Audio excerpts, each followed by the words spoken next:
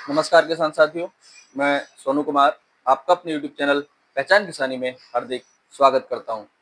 किसान साथियों, जैसा कि आप सब जानते हैं कि आलू की बुवाई का समय शुरू हो चुका है और हमारे जो किसान भाई हैं वो आलू की बुवाई के लिए तैयारियों में लग चुके हैं।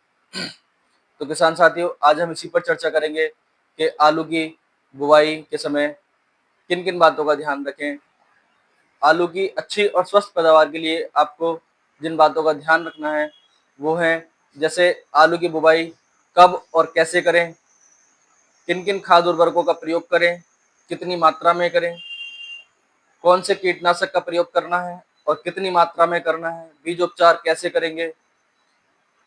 इन सभी चीज़ों पर आज हम चर्चा करने वाले हैं, जिससे हमारी आलू की जो फसल है वो अच्छी पैदावार दे सके। तो किसान साथियों, आप सभी से एक रिक्वेस्ट है कि अगर आप हमारे चैनल पर पहली बार आए हैं तो हमारे चैनल पहचान किसानी को सब्सक्राइब करें और पास में बने घंटी के आइकन को भी दबा दें, जिससे आने वाली हर वीडियो का नोटिफिकेशन आपको मिलता रहे। किसान साथियों, आपको सबसे पहले इस बात का ध्यान रखना है कि आप जब आलू की फसल लगाएंगे तो वैरायटी का जो चुनाव है वो उस समय के हिसाब से करेंगे, क्योंकि आलू की जो फसल है इसमें समय और वैरायटी का बहुत बड़ा महत्व रहता है। बात करें किसान साथियों समय के, तो अगेती फसल के लिए 15 सितंबर से लेकर 30 सितंबर तक का समय रहता है और हमारे जो किसान भाई हैं मुख्य फसल के रूप में जो आलू की फसल उगाते हैं उसमें सबसे ज्यादा किसान भाई 15 अक्टूबर से लेकर 30 अक्टूबर तक के समय में आलू की फसल की बुवाई करते हैं। तीसरा, जो पछेती किस्में किसान भाई लगाएंगे उनको पूरे नवंबर तक भी इसका समय मिलता है और वो नवंबर के अंत तक भी आलू की बुवाई कर सकते हैं। दूसरा, क्षेत्र के हिसाब से भी इसमें परिवर्तन पाया जाता है। तो बात करते हैं किसान साथियों आलू की फसल के लिए भूमि और भूमि की तैयारी की। भूमि की यदि बात करें किसान साथियों, तो आलू की जो फसल है वैसे कई प्रकार की मिट्टी में होती है, परंतु उसकी सर्वोत्तम जो फसल है वो बलुई दोमट मृदा में या फिर रेतीली दोमट मृदा में सबसे अच्छी होती है। भूमि की तैयारी की बात करें तो सबसे पहले किसान साथियों आपको जिस खेत में आलू लगाने हैं उस खेत को आप कंप्यूटर मांझे से समतल करा लें, क्योंकि अगर आपका खेत समतल होगा तो उसमें आपको सिंचाई करने में बहुत ज़्यादा सुविधा होगी, क्योंकि आलू की जो फसल है यह जल भराव से खराब हो जाती है। इसलिए अपने खेत को समतल करा लें जिससे कहीं भी जल भराव ना हो और जो सिंचाई है वो समान रूप से हो सके। अगर बात करें किसान साथियों आलू की फसल के लिए जुताई के बारे में, तो आलू की जो फसल है इसके लिए गहरी जुताई की आवश्यकता होती है और आप गहरी जुताई के लिए 3 से 4 बार हैरो से अपने खेत की जुताई करके फिर 1 से 2 बार आप रोटावेटर से जुताई करके इसकी भूमि की तैयारी कर सकते हैं, जिससे भूमि भुरभुरी हो जाए। तो बात करते हैं किसान साथियों आलू की वैरायटी के बारे में। तो यहाँ पर मैं आपको कुछ वैरायटी बताने वाला हूँ जिनसे वर्तमान समय में हमारे किसान भाई आलू की बहुत अच्छी पैदावार ले रहे हैं। तो ये वैरायटियाँ हैं जैसे कुफरी पुखराज है, कुफरी सूर्या है, कुफरी अलंकार है, चिप्सोना वन है और कुफरी जवाहर।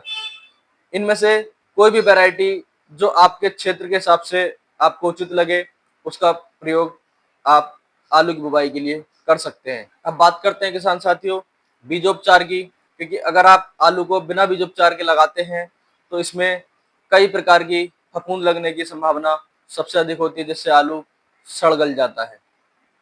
तो बीजोपचार में किसान साथियों आप बायर कंपनी की एमिस्टो प्राइम आती है, इस दवा को भी प्रयोग कर सकते हैं और यह दवा की जो मात्रा है वो आपको 2 ml प्रति लीटर के हिसाब से प्रयोग करनी है। दूसरा, सिंजेंटा कंपनी की एमिस्टार टॉप आती है, आप इस दवा का प्रयोग भी बीजोपचार के लिए कर सकते हैं और इसे भी 2 ml प्रति लीटर के हिसाब से आपको प्रयोग करना है। और तीसरी दवा है किसान साथियों अडामा कंपनी की मीराडोर के नाम से आती है, इसे भी आप 2 ml प्रति लीटर के हिसाब से प्रयोग करके अपने आलू के बीज को उपचारित कर सकते हैं। तो अब बात करते हैं किसान साथियों खाद उर्वरक की। खाद उर्वरक में हमारे जो किसान भाई हैं वो सबसे ज़्यादा एनपीके का प्रयोग करते हैं। एनपीके में नाइट्रोजन, फास्फोरस और पोटास तीनों चीज़ें होती हैं, और हमारे जो किसान भाई हैं इसका प्रयोग अलग अलग क्षेत्रों में अलग अलग तरीके से करते हैं। कुछ जगह पर एनपीके या डीएपी का प्रयोग बहुत ज़्यादा मात्रा में करते हैं, जो कि गलत है। आलू की फसल में बहुत अधिक मात्रा में खाद उर्वरक का प्रयोग करना भी उचित नहीं है। इससे आने वाले समय में खाद उर्वरक की जो आवश्यकता है वो दिन प्रतिदिन बढ़ती जा रही है। तो किसान भाई इस बात का ध्यान रखें कि आलू की फसल में संतुलित खाद उर्वरक का ही प्रयोग करें। तो किसान साथियों, बात करें एनपीके की, तो आप 1 एकड़ आलू लगाने के लिए अपने खेत में 150 से 200 किलोग्राम एनपीके का प्रयोग करें, और इसके साथ में किसान भाई 20 से 25 किलोग्राम एमओपी, जो म्यूरेट ऑफ पोटास आती है, इसको ले सकते हैं, क्योंकि आलू की जो फसल है उसको पोटास की अधिक आवश्यकता होती है। और कुछ किसान भाई 1 एकड़ में 1 बैग पोटास का भी इस्तेमाल अपने खेतों में करते हैं। और जो किसान भाई एनपीके का प्रयोग नहीं करते, या एनपीके किसी कारणवश नहीं मिल पाती है और वो डीएपी का प्रयोग करते हैं, तो डीएपी का प्रयोग भी आप अपने खेत में 3 से 4 बैग प्रति एकड़ के हिसाब से कर सकते हैं, और बाकी आप अपने क्षेत्र के हिसाब से कम या ज़्यादा भी कर सकते हैं। तो डीएपी का प्रयोग करने वाले किसान भाई भी 20 से 25 किलोग्राम पोटास का प्रयोग करें, या आप 1 एकड़ के लिए 1 बैग पोटास का प्रयोग भी कर सकते हैं। तो अब बात करते हैं किसान साथियों बुवाई के समय प्रयोग होने वाले कीटनाशक के बारे में। तो इसमें किसान साथियों आप रिजेंट का प्रयोग कर सकते हैं, या फिर आप कार्टअप का प्रयोग कर सकते हैं, और इसकी जो मात्रा है वो किसान साथियों आपको 10 किलोग्राम प्रति एकड़ के हिसाब से लेनी है। क्योंकि हमारे जो आलू की फसल रहती है उसमें जमीन में जो कीड़े लग जाते हैं, तो उसकी वजह से आलू में छेद हो जाते हैं, आलू को वो काटना या कुतरना शुरू कर देते हैं, तो जर्मिनेशन हो ही नहीं पाता है, या फिर कभी कभी जर्मिनेशन होने के बाद पौधा सूख जाता है। तो इसलिए किसान भाई कीटनाशक का प्रयोग बुवाई के समय अवश्य करें। तो ये तो बात हुई किसान साथियों केमिकल फर्टिलाइजर की और जो दवाओं की। अब किसान साथियों इन सब के साथ साथ आलू की फसल को एक मुख्य पोषक तत्व के रूप में एफआईएम की बहुत ज्यादा जरूरत होती है। एफआईएम से मेरा मतलब है किसान साथियों जो कि गोबर की खाद रहती है। तो आलू की फसल लगाने वाले सभी किसान भाई भूमि की तैयारी के समय यदि गोबर की खाद का प्रयोग 3 से 4 ट्रॉली प्रति एकड़ के हिसाब से अगर करते हैं, तो यह बहुत ही अच्छा काम आपके खेतों में करेगी, जिससे आलू की जो क्वालिटी है वो भी अच्छी होगी। और दूसरा किसान साथियों इसका प्रयोग एक बार करने से आपको आगे आने वाली जो फसलें रहेंगी आपकी वो भी अच्छी पैदावार देंगी। तो किसान भाई बहुत ज्यादा मात्रा में केमिकल फर्टिलाइजर का प्रयोग करते जा रहे हैं, जैसे डीएपी बहुत ज्यादा मात्रा में यूज कर रहे हैं, और एनपीके का इस्तेमाल भी बहुत ज्यादा कर रहे हैं। तो ऐसे में किसान भाई केमिकल फर्टिलाइजर का इस्तेमाल कुछ कम करें, और आप गोबर की सड़ी गली खाद का प्रयोग अपने आलू के खेत में अवश्य करें। इसी के साथ किसान साथियों मैं आपको एक जानकारी और दे रहा हूँ कि डीएपी के साथ आपको जिंक का प्रयोग आलू की बुवाई में बिल्कुल नहीं करना है, क्योंकि कुछ किसान भाई डीएपी के साथ जिंक का प्रयोग करते हैं, जो कि गलत है। और एक चीज और है किसान साथियों कि आपको डीएपी का प्रयोग सिर्फ बेसल डोज के रूप में, मतलब कि आलू की बुवाई के समय ही डीएपी का प्रयोग करना है, उसके बाद आप डीएपी का प्रयोग ना करें।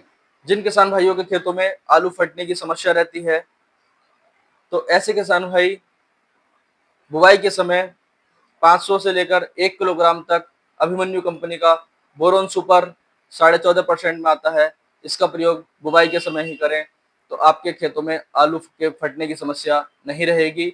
और बोरोन और कैल्शियम एक दूसरे के सहयोगी रहते हैं, और जब ये दोनों ही खेत में पर्याप्त मात्रा में रहते हैं तो बहुत ही अच्छा रिजल्ट इसका देखने को मिलता है। और जिन किसान भाइयों के पास गोबर की खाद का प्रबंध नहीं है या किसी कारणवश नहीं हो पाया, तो ऐसे किसान भाई अभिमन्यु कंपनी का मैजिक के नाम से 40 किलो का बैग आता है, इसका प्रयोग 4 से 5 बैग प्रति एकड़ के हिसाब से आलू की बुवाई के समय कर सकते हैं, जिससे आपके खेतों में बहुत अच्छा रिजल्ट देखने को मिले। बात करते हैं किसान साथियों बुवाई के समय सल्फर की। तो किसान साथियों, यदि आप बुवाई के समय सल्फर का प्रयोग 3 से 6 किलोग्राम प्रति एकड़ के हिसाब से करते हैं, जो कि 90% WG फॉर्म में आता है, तो किसान साथियों इससे एक तो ये आपके खेतों में फंगीसाइड का काम करेगा, दूसरा किसान साथियों यह पीएच मेंटेन करने का काम भी करता है। इससे आपके खेतों का जो पीएच मान है वो भी सुधर जाएगा और ये फंगीसाइड का भी काम करेगा। तो जो किसान भाई बहुत ज़्यादा एनपीके का, डीएपी का प्रयोग करते हैं, मैं उनको बता दूं कि इसके अलावा भी फसल को और भी कई पोषक तत्वों की आवश्यकता होती है। तो किसान भाई आलू की फसल में संतुलित खाद्य उर्वरकों का प्रयोग करें और उसके साथ में पोषक तत्वों को देना ना भूलें। कुछ पोषक तत्व आपको मार्केट में सस्ते भी मिलते हैं, लेकिन किसान भाइयों को जानकारी न होने के कारण वो इनका प्रयोग नहीं करते। जैसे आप बुवाई के समय 5 किलोग्राम प्रति एकड़ के हिसाब से फेरस सल्फेट का प्रयोग कर सकते हैं। दूसरा मैग्नीशियम सल्फेट, इसका प्रयोग भी आप 5 किलोग्राम प्रति एकड़ के हिसाब से कर सकते हैं, जिससे आपको जिससे आपके खेतों में पोषक तत्वों की कमी नहीं रहेगी और यह सब एक दूसरे के सहयोगी रहते हैं। और किसान साथियों आलू बुवाई के समय आपको यूरिया का प्रयोग नहीं करना है, क्योंकि आपने जो एनपीके का प्रयोग किया है उसमें भी नाइट्रोजन होती है, और अगर आपने डीएपी का प्रयोग किया है तो उसमें भी आपको नाइट्रोजन मिलती है। इसलिए आप बुवाई के समय यूरिया का प्रयोग ना करें। तो किसान साथियों, मेरे द्वारा आलू की फसल के लिए दी गई जानकारी यदि आपको अच्छी लगी हो तो वीडियो को लाइक करें, शेयर करें और मेरे चैनल पहचान किसानी को सब्सक्राइब करें।